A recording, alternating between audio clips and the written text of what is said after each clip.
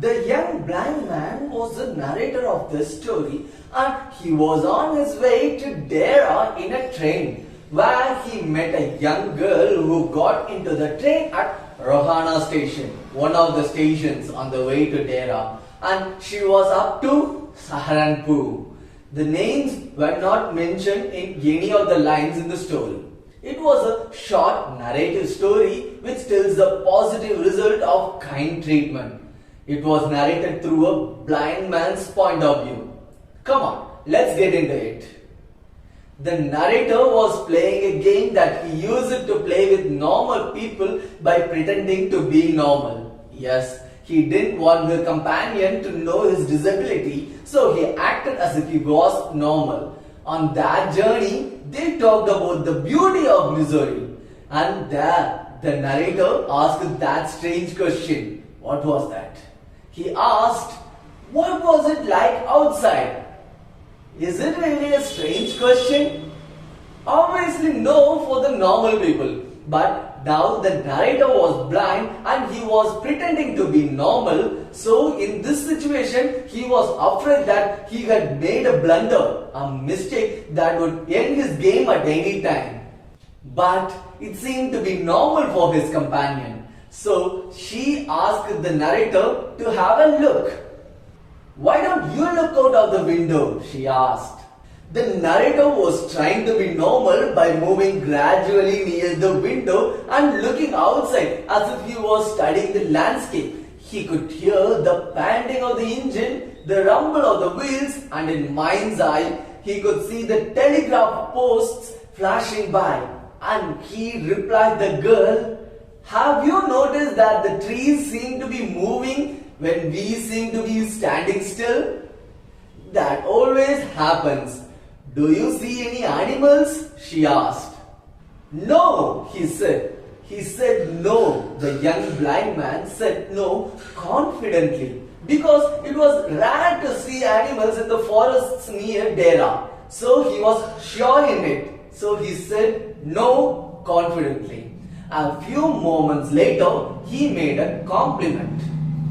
You have an interesting face, he said. She laughed at it. It was a clear, ringing laugh. She replied, it's nice to be told I have an interesting face. I am tired of people telling me I have a pretty face. It's really different, isn't it? He is saying that she has an interesting face. And the narrator, the young blind man, replied, yes, you do have a pretty face. Well, an interesting face can also be pretty. And at last, the train arrived at Shaharanpur station where the young girl, the narrator's companion, has to get off. The girl said, thank goodness, it's a short journey. I can't bear to sit in a train for more than 2 or 3 hours. But it was opposite for the narrator because the narrator could sit for ages just to listen to her talking. The girl got up and began to collect her things which was near her. Now the narrator was thinking about her hairstyle. I wonder if she wore her hair in bun or if it was plaited or hanging loose over the shoulders or cut very short. He was wondering his hairstyle. The porters and vendors were shouting outside the Shaharanpur station. The girl's aunt was also there. Goodbye, she said to the narrator. And on her way out, she dashed on a man who was getting into the compartment. She dashed on a man who was getting inside that particular compartment, the narrator's compartment. The man who dashed her unintentionally apologized her. Yes, he apologized her and came into the narrator's compartment where the narrator was. The train god blew the whistle and the train moved. The narrator had a new male companion to play his game of acting normal. Yes, he is also going to play the same game with the new companion, the new male. Now it's a man. The narrator was looking outside the window, staring at the daylight, which was darkness for him. He was staring outside, but it was darkness for him. The man initiated the conversation and said, "You must be disappointed. I am not nearly as attractive as a travel companion, the one who just left." Yes, the man was talking about the narrator's companion, the young girl. But to his surprise, he revealed another thing about the girl which put the narrator in shock. Yes, he said the news that put the narrator in shock. The man said, "I don't remember her hairstyle. It was her eyes I noticed." Yes, he noticed something wrong in the young girl's eyes. She had beautiful eyes, but they were of no use. She was completely blind. "Didn't you notice?" he asked the narrator. Yes, the both were blind. The narrator and his companion, his previous companion, the young girl who had left at Shaharanpur station just now, were blind. They were really kind to each other. Just think, if the narrator was not blind, his way of speaking to that blind girl wouldn't be the same. It's the eyes that notice the difference in people. Tall or short, fat or thin, ugly or beautiful. Everything is in the eyes of a person. To a blind one, everything is beautiful. Yes, that is why he titled this lesson as "The Eyes Have It." Look at the inner beauty of a person through your eyes, not the outer one. And that's the end of today's class. I hope you have understood it really well. And that's the end of today's class. Thank you for watching this video. See you soon in the next video. Textbook reading, Lesson 5, The Eyes Have It. Written by Ruskin. "What is it like outside?" I asked. She seemed to find nothing strange in the question. Had she noticed already that I could not see? But her question removed my doubts. "Why don't you look out of the window?" she asked.